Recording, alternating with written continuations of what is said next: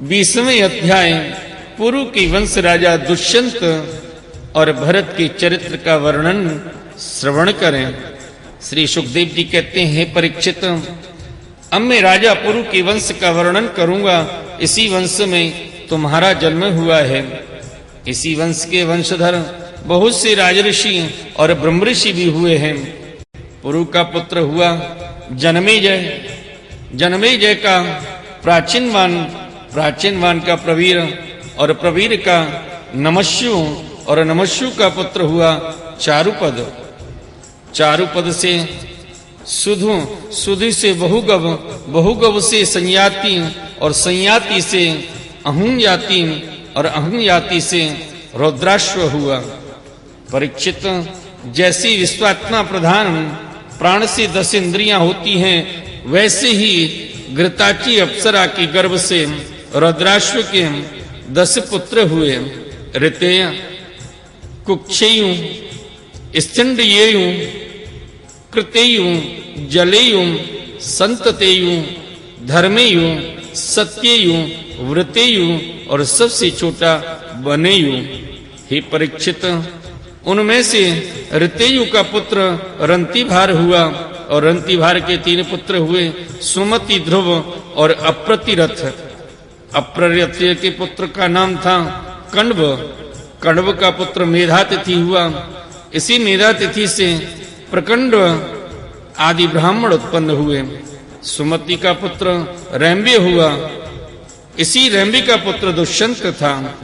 एक बार दुष्यंत वन में अपने कुछ सैनिकों के साथ शिकार खेलने के लिए गए हुए थे। उधर ही वे कण्व मुनि के आश्रम पर जा पहुंचे। उस आश्रम पर देव माया के समान मनोहर एक स्त्री बैठी हुई थी। उसकी लक्ष्मी के समान अंग कांति से वह आश्रम जगमगा रहा था। उस सुंदरी को देखते ही दुष्यंत मोहित हो गए और उससे बातचीत करने लगे। उसको देखने से उनको बड़ा आनंद मिला। उनके मन में काम वासना जागृत हो गई। थकावट दूर करने के बाद उन्होंने बड़ी मधुर वाणी से मुस्कुराते हुए उससे पूछा, कमल दल के समान सुंदर नेत्रों वाली देवी, तुम कौन हो और किसकी पुत्री हो? मेरी हृदय को अपनी ओर आकर्षित करने वाली सुंदरी, तुम इस निर्जन वन में रहकर क्या करना चाहती हो?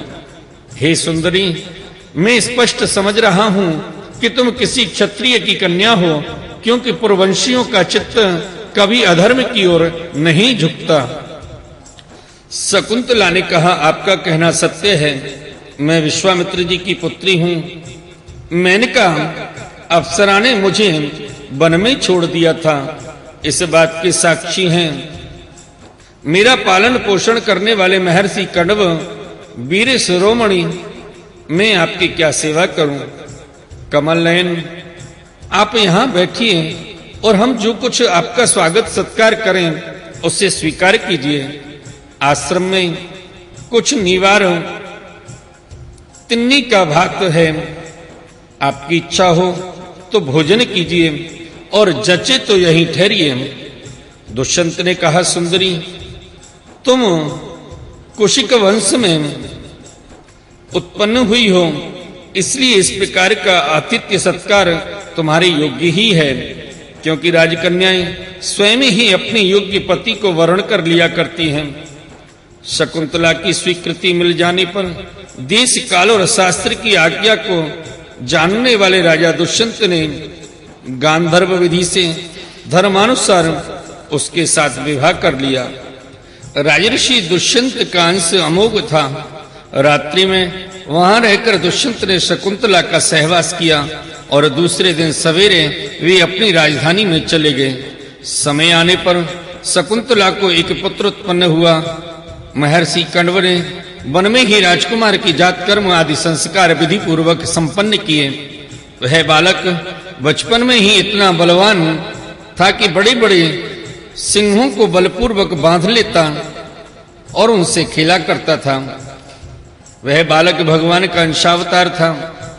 उसका बल विक्रम अपरिमित था। उसे अपने साथ लेकर रमणी रत्न शकुंतला अपने पति के पास गईं। जब राजा दुष्यंत ने अपनी निर्दोष पत्नी और पुत्र को स्वीकार नहीं किया, तब जिसका वक्ता नहीं दिख रहा था और जिसे सब लोगों ने सुना, ऐसी आकाशवाणी हुई, पुत्र उत्पन्न करने में माता तो केवल धोकनी के समान है, वास्तव में पुत्र पिता का ही है, क्योंकि पिता ही पुत्र के रूप में उत्पन्न होता है। इसलिए दुष्यंत, तुम शकुंतला का तिरस्कार न करो, अपने पुत्र का भरण पोषण करो। राजन, वंश की वृद्धि करने वाला पुत्र अपने पिता को नरक से उबार लेता है। शकुंतला का कहना बिल्कुल ठीक है, इस गर्भ को धारण करने वाले तुम ही हो।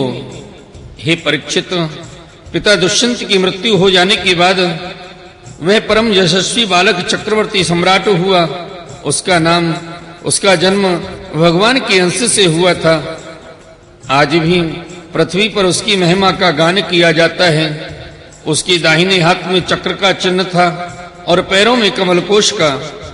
महाअभिषेक की विधि से राजाधिराज के पद पर उसका अभिषेक हुआ।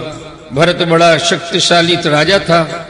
भरत ने ममता के पुत्र दीर्घतमा मुनि को पुरोहित बनाकर गंगा तट पर गंगा सागर से लेकर गंगोत्री पर्यंत 55 पवित्र अश्वमेध यज्ञ किए और इसी प्रकार यमुना तट पर भी प्रयाग से लेकर यमुनोत्री तक उन्होंने उठकर अश्वमेध यज्ञ किए। इन सभी यज्ञों में उन्होंने अपार धन राशि का दान किया था। दुष्यंत कुमार भरत का यज्ञ अग्नि स्थान बड़े ही उत्तम गुण वाले स्थान में किया गया था। उस स्थान में भरत ने इतनी गौएं दान दी कि 1000 ब्राह्मणों में प्रत्येक ब्राह्मण को एक वध 13,084 गौएं मिली। इस प्रकार राजा भरत ने उन यज्ञों में 133 घोड़े बांधकर 133 यज्ञ करके समस्त नरपतियों को असीम आश्चर्य में डाल दिया। इन यज्ञों के द्वारा इस लोक में तो राजा भरत को परम यश मिला ही, अंत में उन्होंने माया पर भी विजय प्राप्त कर ली और देवताओं के परम गुरु भगवान श्री हरि को प्राप्त कर लिया। यज्ञ में एक कर्म होता है मशनार। उसमें भरत ने स्वर्ण से विभूषित श्वेत दांतों वाले तथा काले रंग के 14 लाख हाथी दान किए। भरत ने जो महान कर्म किया वह ना तो पहले कोई राजा कर सका और ना तो आगे ही कोई कर सकेगा। क्या कभी कोई हाथी से स्वर्ग को छू सकता है? भरत ने दिग्विजय के समय किरात, हूण, यवन, अंध्र, कण्व, खश, शक और मलिक्ष आदि समस्त ब्राह्मण द्रोही राजाओं को मार डाला। पहले युग में बलवान असुरों ने देवताओं पर विजय प्राप्त कर ली थी और वे रसातल में रहने लगे थे। उस समय वे बहुत सी दिव्यांगनाओं को रसातल में ले गए। राजा भरत ने फिर से उन्हें छुड़ा दिया। उनके राज्य में पृथ्वी और आकाश प्रजा की सारी आवश्यकताएं पूर्ण कर देते थे। भरत ने 27,000 वर्ष तक समस्त दिशाओं का एक छत्र शासन किया। अंत में सार्वभौम सम्राट भरत ने यही निश्चय किया कि लोकपालों को भी चकित कर देने वाला ऐश्वर्य, सार्वभौम संपत्ति, अखंड शासन और यह जीवन भी मिथ्या है। यह निश्चय करके वे संसार से उदासीन हो गए। हे परीक्षित, विदर्भ राज्य की 3 कन्याएं सम्राट भरत की पत्नियां थीं। वे उनका बड़ा आदर भी करते थे, परंतु जब भरत ने उनसे कह दिया कि तुम्हारे पुत्र मेरे अनुरूप नहीं हैं, तब वे डर गईं कि कहीं सम्राट हमें त्याग न दे। इसलिए उन्होंने अपने बच्चों को मार डाला। इस प्रकार सम्राट भरत का वंश वितथ अर्थात विच्छिन्न होने लगा। तब उन्होंने संतान के लिए मरुत्सोम नाम का यज्ञ किया।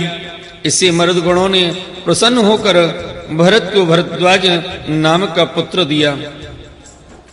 भरद्वाज की उत्पत्ति का प्रसंग यह है कि एक बार बृहस्पति जी ने अपने भाई उतच्य की गर्भवती पत्नी से मैथुन करना चाहा। उस समय गर्भ में जो बालक दीर्घतमा था उसने मना किया, किंतु बृहस्पति जी ने उसकी बात पर ध्यान न दिया और उसे तू अंधा हो जा यह शाप देकर बलपूर्वक गर्भाधान कर दिया। उतथ्य की पत्नी ममता इस बात से डर गई कि कहीं मेरे पति मेरा त्याग न कर दे, इसलिए उसने बृहस्पति जी के द्वारा होने वाले लड़के को त्याग देना चाहा।